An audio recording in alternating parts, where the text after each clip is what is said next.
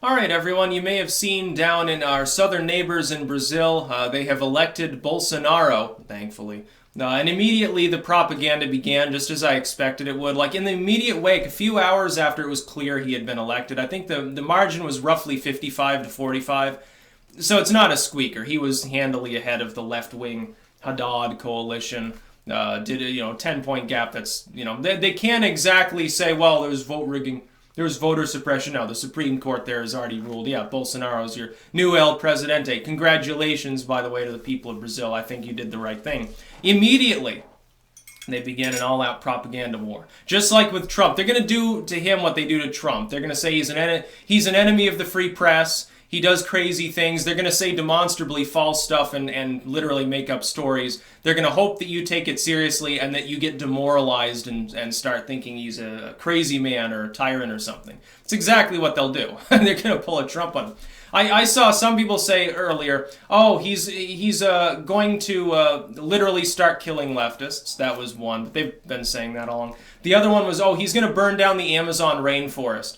He's going to burn the rainforest to the ground in order to make room for expansion. Like basically he's a pig-headed anti-environmentalist. He doesn't care about trees and nature. And he wants to destroy this big chunk of cash called the Amazon rainforest that lends itself to 1 million eco-tourists every year that pump money into the Brazilian economy so that he can farm more bananas or something. Because he's just, again, one-dimensionally stupid villain. That's what they're going to go for, is they're going to call him ignorant. Ignorant of science, ignorant of environmentalism, ignorant on trade policies and stuff.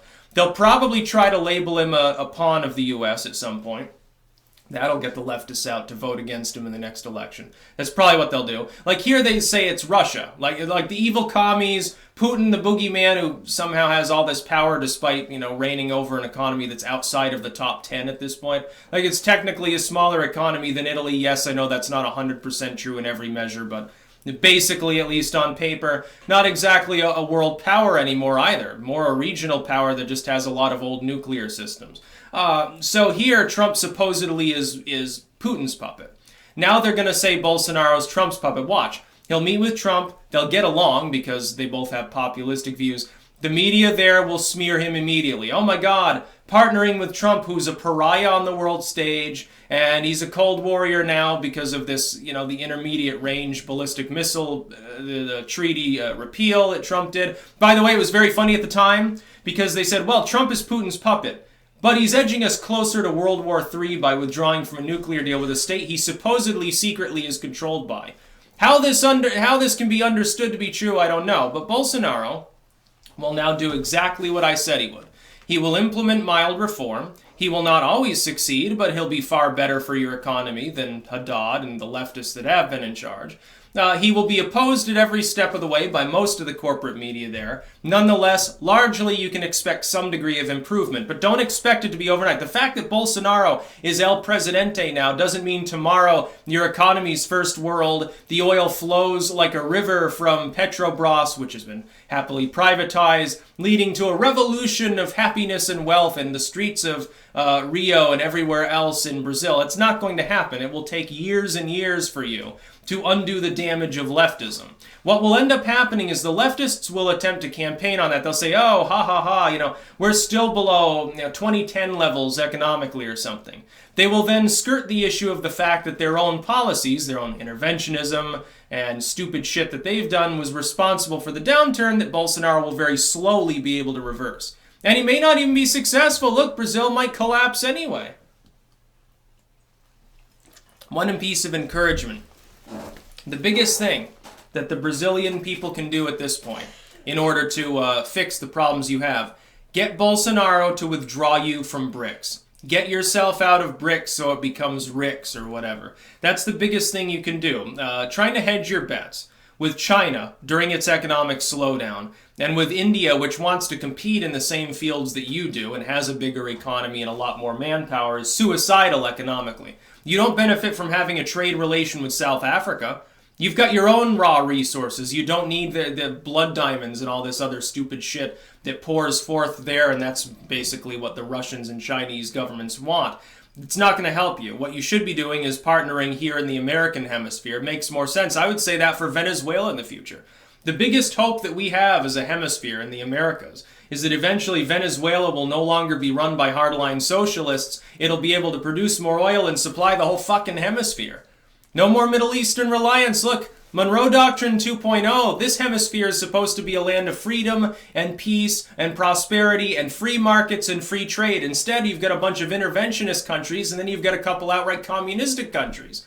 That's why there are problems in Latin America. Bolsonaro can make Brazil like Chile was when it was shooting ahead. Everyone else at the time is having economic problems. Meanwhile, the one country that retains more or less capitalism suddenly becomes basically a first world economy. Yeah, and with skyscrapers and gleaming roads and all the other wonderful things that you got once you kicked the communists out of power there. If there were a purge in Brazil, by the way, I expect it'll be aimed at cartels mainly. Cartels and guerrilla movements, like literal militants. Look, Bolsonaro was stabbed on the campaign trail. It might be a little bit personal for him. By the way, if he purges a bunch of militants that are, outlaws and bandits anyway, who fucking cares? Nobody's going to condemn him. No serious regime will condemn him on the world stage. The other thing, stand against the UN's migration compact. You need to pressure Bolsonaro to withdraw support. And right now, Brazil is in support planning to sign. That's in the middle of November, I believe it was, or December. Not long from now. You should march through the streets and demand those two things. Get out of BRICS and restore Brazil to a major player within the American hemisphere. Along with, reforming the economy to be more free market. Trust me, investment will pour into Brazil. It'll be fucking wonderful. Be wonderful for U.S. investors, too. Look, it's definitely mutualistic. They'll make money hand over fist. You'll be developed. You'll start making money hand over fist. It's easier to do trade in this hemisphere. It's a lot easier than having to trade with Central Asia or fucking India or something like that, where you have to transit things far further. Takes longer. You have to deal with piracy in some cases. Not many pirates of the Caribbean anymore. Most of them are off the Horn of Africa or in the Persian Gulf at this point. And that's number one. And number two, withdraw from the migration compact. Look, if Brazil becomes the third party to do so after the U.S. and Hungary, that'll probably spur on Italy and Australia and Poland to drop it. At that point, it dies.